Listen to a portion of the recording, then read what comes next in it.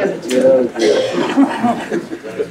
keynote speaker is the president and founder of Save a Warrior, a nonprofit organization dedicated to solving the epidemic of veteran suicide. Ronald J. Clark is a U.S. Army veteran of the Cold War era and a California Army National Guard during the 9/11 era. During the lengthy break in military service, Jake served with the U.S. Secret Service, the Los Angeles Police Department, and as a special agent for the Federal Bureau of Investigation.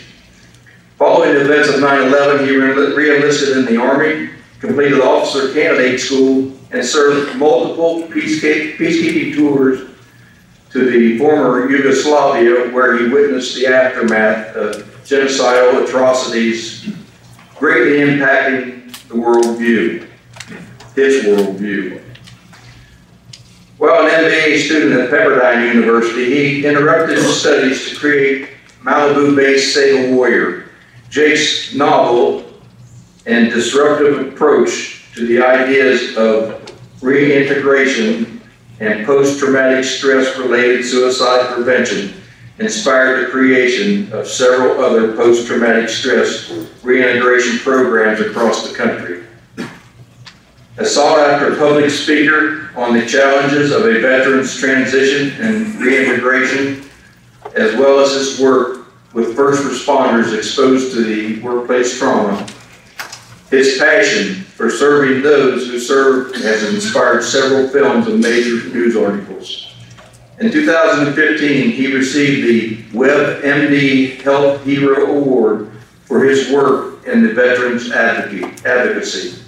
In 2017, Save a Warrior was declared a winner at the second annual VA Brain Trust Pathways to Innovation Award for its disruptive and pioneering approach to ending veteran suicide.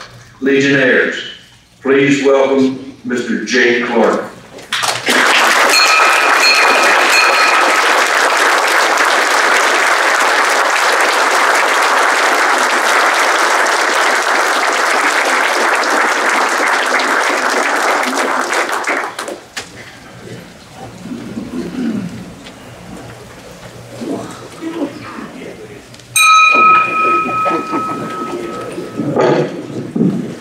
Thank you, sir. Thank you, everyone.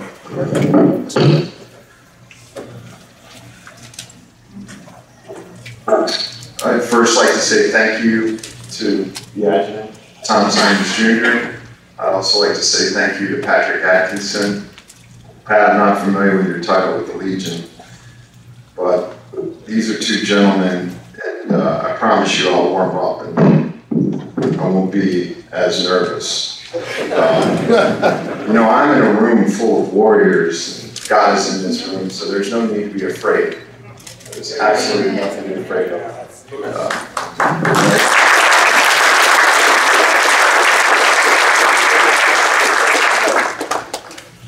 And I'll talk about where that fear comes from in a moment. I don't know if you have that picture, Patrick. First photo.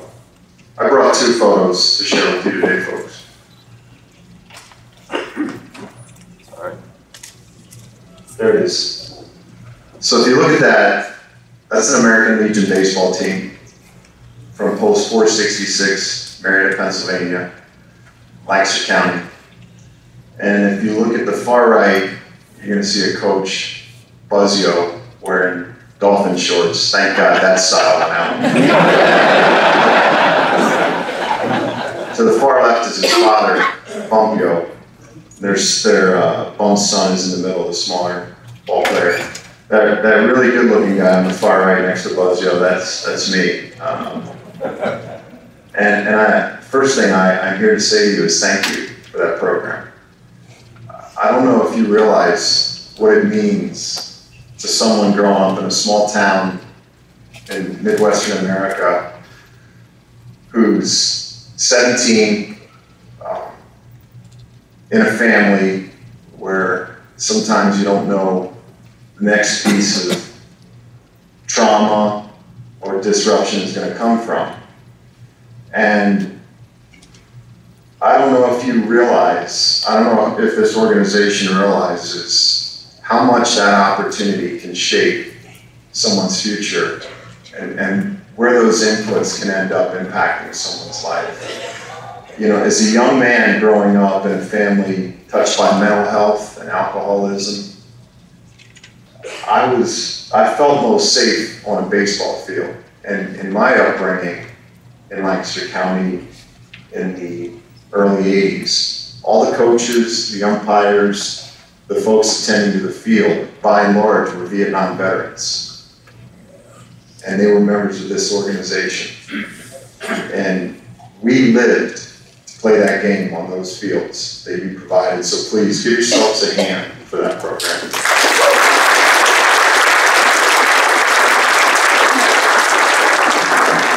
I can also say that I wore that uniform on July 11, 1984. I played 2 summers of Legion baseball in Lancaster County. And I've been playing organized baseball since I was 6 years old, Pee-wees and Little League. But the ultimate grail for a young amateur was Legion baseball. It was a real honor to wear that shield on your shoulder and play at that level and to compete, because you had to compete for the spots where I came from. If you look at that photo in the back left, behind Bump Yo, he's the coach on the far left, but if you look all the way to the back left, that's Mike Sarbaugh. And I played left field, Mike Sarbaugh played shortstop. Today, Mike Sarbaugh is the third base coach for the Cleveland Indians. And he's been with that organization for 28 years. And I had the honor and the privilege of playing on that field with a young man who played that game at the highest level of competition, went on to a professional career, was that close to winning the World Series last fall. When Rajah Davis short porched that one off of Chatham in the 9th inning, I'm thinking, oh my God, Mike Sarbaugh's going to get that World Series ring. But I hurt so much for him. But can you imagine? And you know who else wore that uniform? That same uniform was Hall of Famer Bruce Sutter. Is from my hometown. He wore that uniform that you provided. He played on that field that you provided. And he went on to an amazing career. And that's all I ever wanted to be as a kid growing up. You know, I wanted to be a professional baseball player. Obviously, I didn't have Mike's talent, but I got to, bat next to him in the lineup. And, I know that one of the reasons that I can stand before you today, if for no other reason, is to express that gratitude for what it meant to be around those ball players and around those men. See, we knew that Rudy Nye, we knew that Buzz Yo, and we knew that Mr. Fry, we knew that all those gentlemen were Vietnam veterans. But that's all we knew. We didn't talk about anything that happened there. It was a euphemism for us. And looking back now, 34 years later, what I saw underneath their service to this country, underneath the awe that we had for these men that brought our baseball bats to the field in the same duffel bags that they brought home from Vietnam, was sadness. There was a profound sadness where I grew up, and I wanted to understand why. There's 2 kinds of people in this world. There's people that want to know, and there's people that don't want to know. I'm a want to know kind of person, and I always have been. I am the son of a late father who was a paid up for life member in that same Legion, and I was with him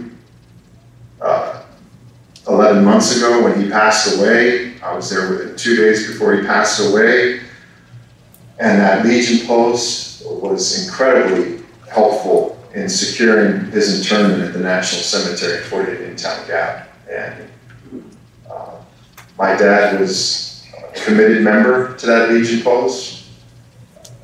I had my first beer. I'm 14 and a half years sober, but I had my first legal beer with my father in that Legion post. It was a Coors Light. I knew to get out of there by a certain time, because that Legion post can get a little scrappy after midnight. And it's the one the coach says, nothing good happens after midnight. And But I have very fond memories of that town and that relationship with my dad, despite how challenged it was. So like I was saying, I wore that uniform on 11 July 1984, and Coach Yo, Buzz's dad, Bump, came out to me in the outfield and he said, I guess this is your last day, because I was shipping out following day to Fort Jackson, South Carolina. So one afternoon I'm wearing an American Legion baseball uniform, and the following afternoon I'm actually eligible for membership in this organization. My father signed me up right away. I probably was the only kid in my basic training company walking around with an American Legion card from that post. And I was wondering, what am I on the hook for now? What's this mean? But my father was very proud of his Eagle Globe and Anchor in the United States Marine Corps, and he was incredibly proud to be associated with the American Legion. So gratitude is the first thing I want to start with. How do you get from there to here? How does that journey happen over those 34 years? Because other than being a professional baseball player, I was 15 years old when President Reagan was shot on television. Some of you may remember that in March of 1981, a few months after he was inaugurated. And I saw the response of the Secret Service agents, and I said to my dad, who are those guys? They pulled out the Uzi, tackled the shooter, and I took it upon myself when I realized that professional baseball was not in my future. I said, I'm going to be a Secret Service agent. And my dad just kind of chuckled. And because up until that time, I thought the Secret Service were those guys on the Wild Wild West, Robert Conrad, that chased around that little guy and lived on the train and looked for counterfeiters. I didn't realize the Secret Service protected the president, but I was like, wow, that's an impressive job. So I went in the Army. I spent 4 years in a Cold War peacetime Army, most of that time in Central America. And, I know that there are men in this room that were drafted and served during the Vietnam era. I'm what you called was voluntold. My dad said, this week you're enlisting in the Army. So I was voluntold. To be very clear about that. The reluctant warrior, so to speak. And that was in the first week of my senior year of high school in September of 1983. So my date of entry was 14 September, I guess it's called your primary enlistment base date, 14 September 1983. So for 9 months I was on the delayed entry program. And, my fate was sealed. And 4 years later, 4 years after enlisting in 1984, I was honorably discharged. I went right into the Uniform Division of the Secret Service. And I realized very quickly that I did not get a lot of return out of standing in front of embassies in the White House and, feeding squirrels and talking to tourists and having your picture taken as a police officer. And someone said to me, a prior service Marine said, if you really want to become a Secret Service agent, you should probably go to the Los Angeles Police Department, go to school at night, get your degree, and then come on as a federal agent. Because while you're here, you're going to be sitting around guarding things, and a lot of you young guys get really bored and do stupid stuff. And we really kind of see some of your not so great character traits. So head west, young man. So I spent the next 26 years in Southern California. And was a police officer, went to school at night, actually ended up serving with the FBI versus the Secret Service. And to me, that was kind of a consolation prize. So I didn't hit the federal agent level as a Secret Service guy, but I ended up as a federal agent. And I was 30 years old. And imagine walking across the stage at 30 years old, shaking the director of the FBI's hand, going back and sitting down in the front row next to your classmate in your cohort and realizing, I probably just made the biggest mistake of my life. 30 years old. Can you hear me in the back okay? Because I never know where this, yeah, okay. So I'm 30 years old, and I'm sitting next to a young man who's bawling his eyes out at what he just accomplished, and I'm numb. And I'm thinking, I just wasted 13 years of my life to chase something that has no interest for me.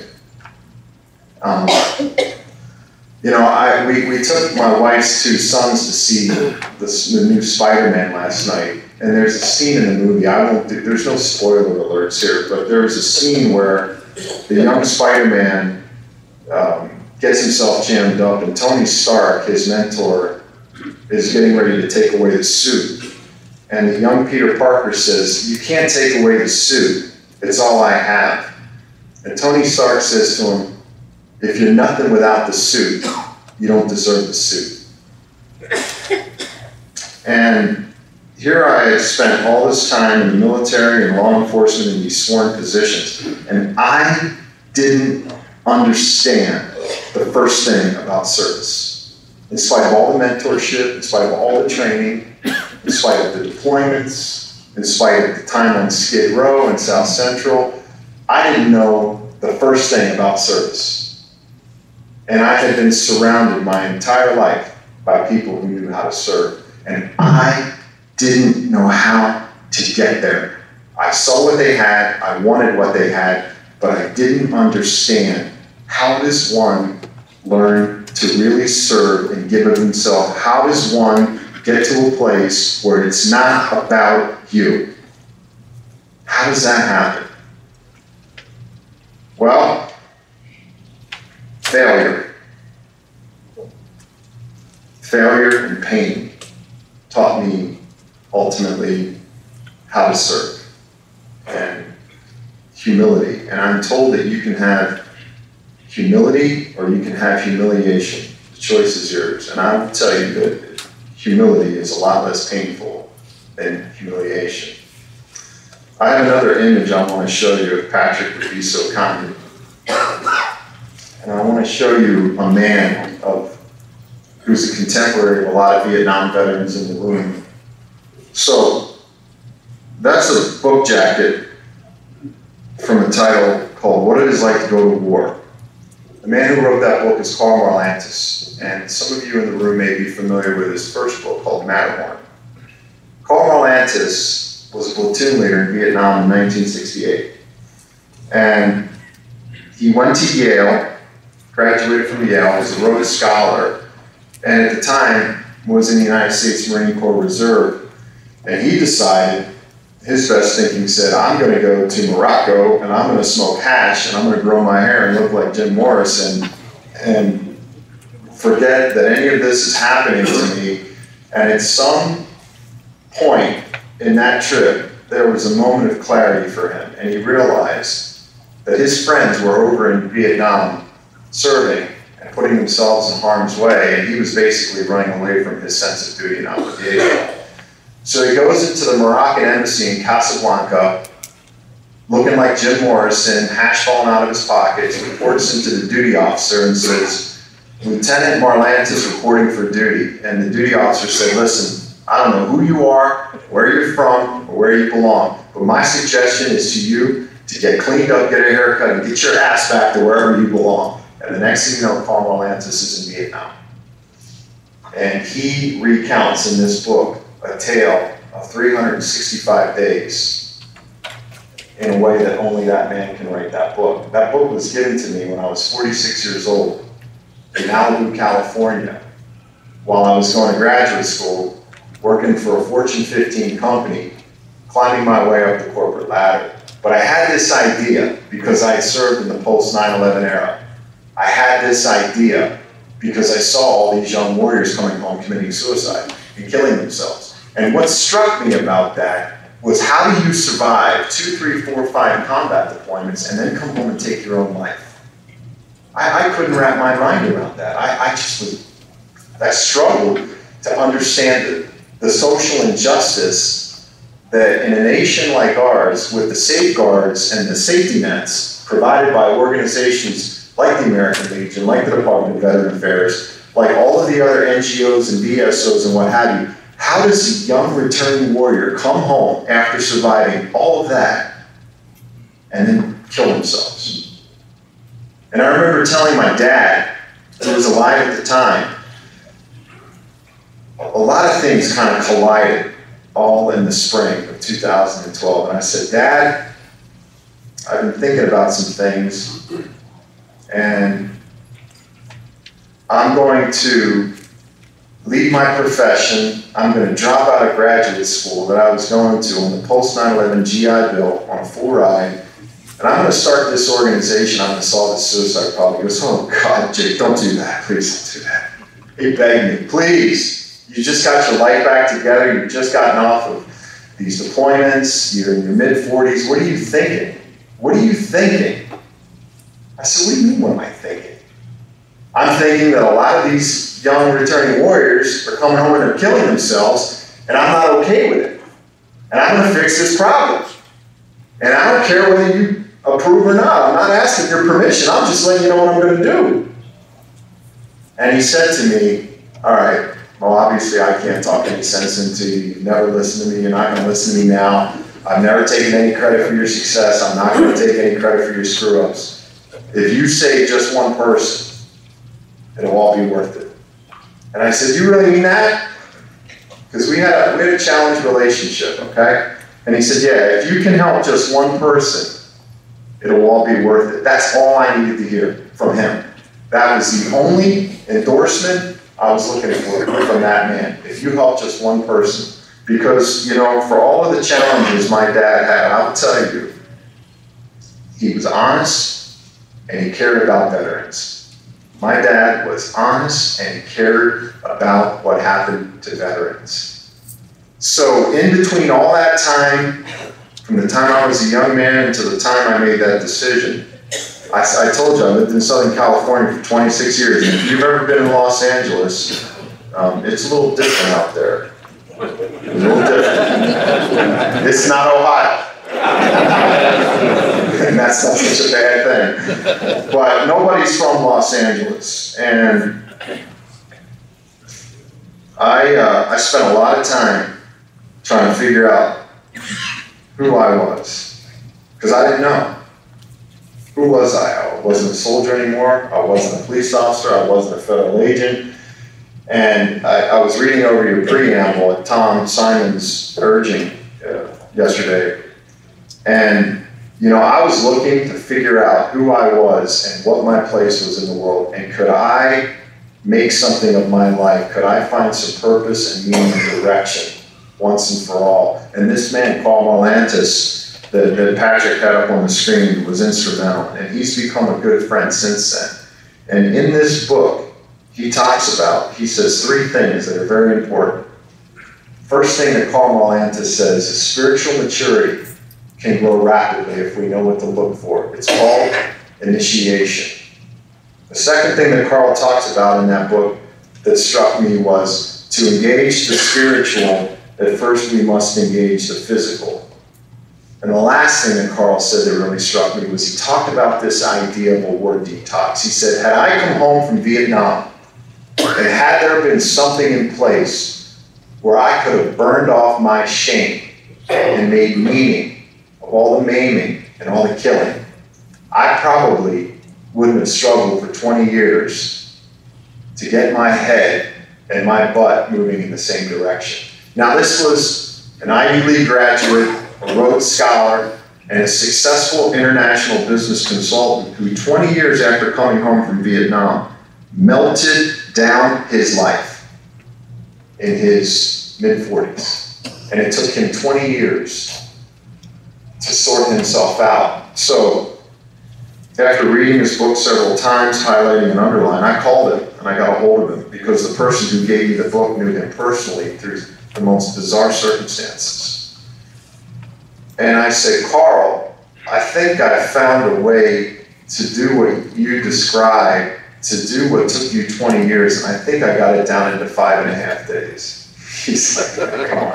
5.5 days. I said, yeah, 5.5 days. And he said, why 5.5 days? I said, well, that's how long Hell Week is for the Navy SEALs. They can turn a civilian into a Navy SEAL in 5.5 days. I think I can help somebody turn back the suicidality in 5.5 days. So we collaborated, I sent him the curriculum, and he looked at every line. And the one thing that Carl said is, he said, I like everything that you're prescribing in this 5.5-day experience, in this war detox. A phrase that he coined, a phrase that he wishes he didn't coin, which I don't understand because it perfectly describes what we offer at Save a Warrior.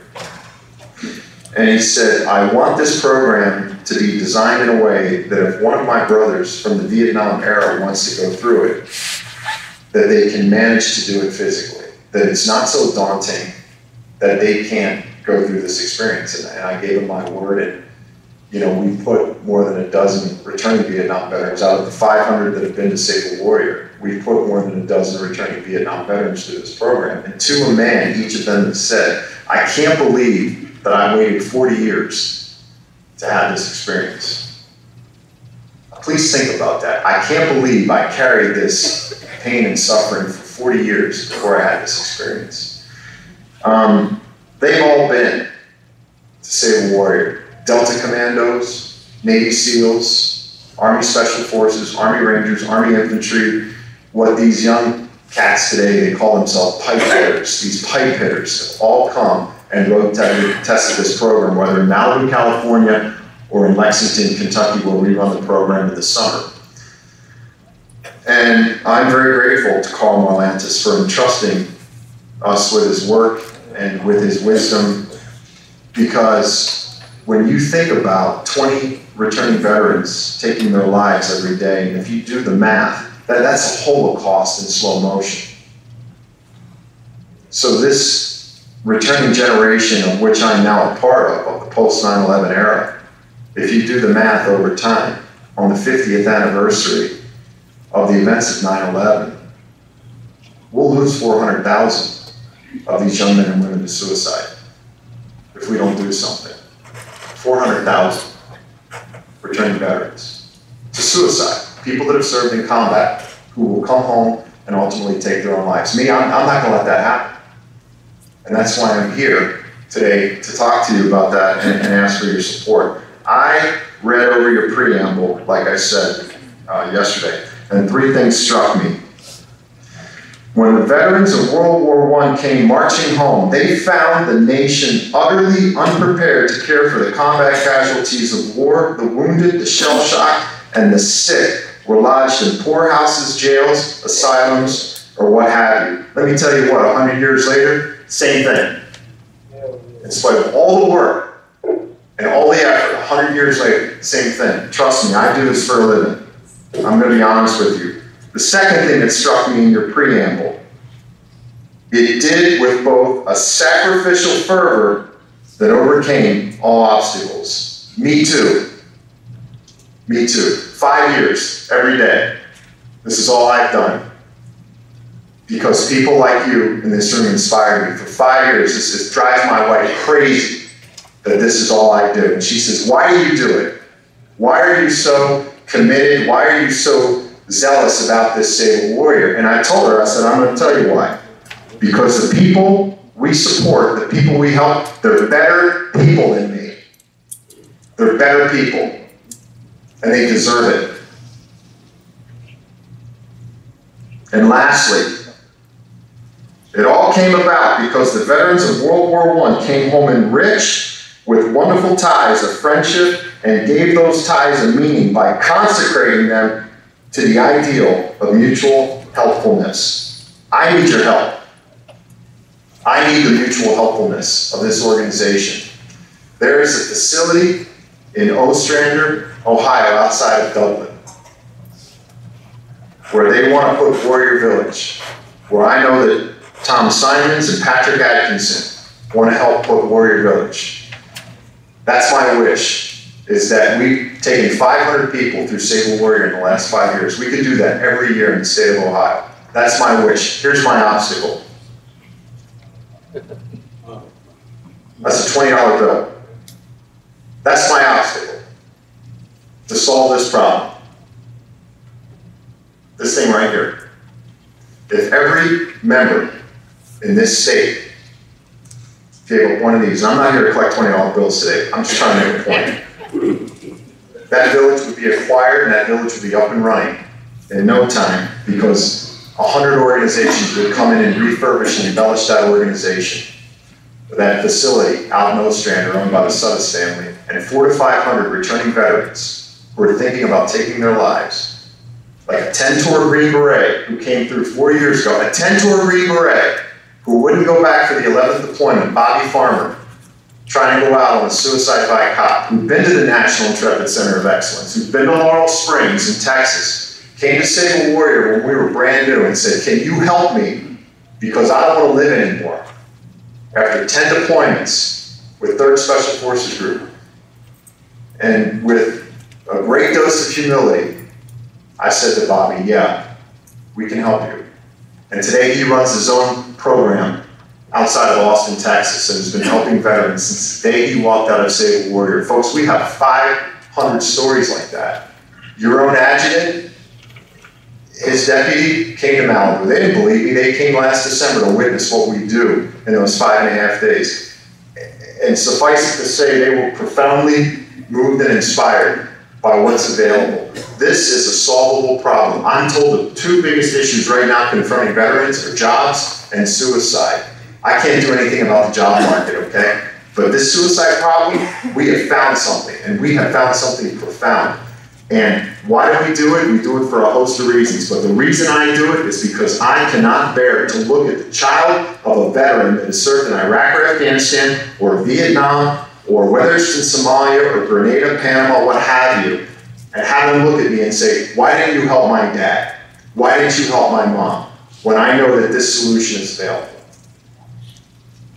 That's my wish, is to acquire that facility out in Ostrander.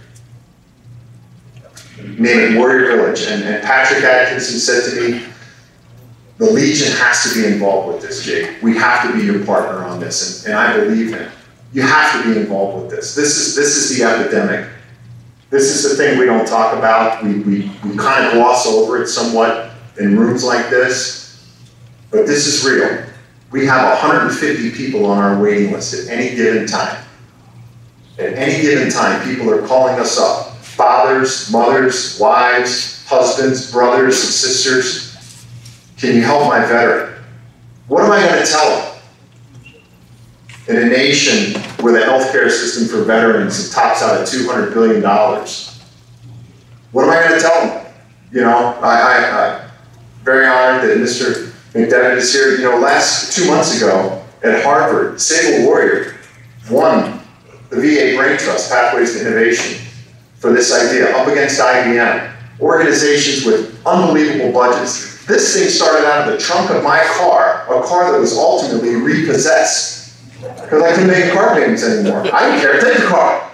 Take it. They took the car, they took the house, they took the savings, but I got my life, because I'm going to tell you what I learned through all of this in the last 5 years. I'm not helping these warriors, they're helping me. They're giving me a reason to live, and that's something I never had before. And that was the paradox of everything that's happened in Save a Warrior. We're not helping these folks, they're helping us. So, that's what I came here to talk to you about today. I hope it makes sense. I had a movie trailer, I guess, did that get played? I got it, ready. We have a movie trailer from a documentary film that was made about Saul.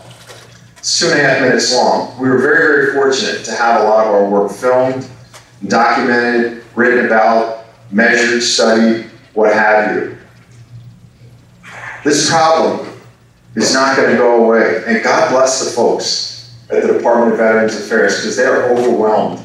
They're overwhelmed and they don't know what to do about this issue. I got a feeling I'm running up against my time. Am I running up against my time? Okay. I can just go. I'll just go. But they need our help. You know people that need our help. But we need that facility down in Ostrander to do this properly and to stand as an example of what's possible, because the only people who are going to save warriors are warriors. The only people who are going to save veterans are veterans. Okay? We're the only ones that are going to save us. We can't save them all, but together we can help them all save themselves. I want to thank Tom Simons again for inviting me here. I want to thank the commander. I want to thank all of you folks. There is no greater honor than being a veteran of the military of this great country. God bless you. God bless the United States.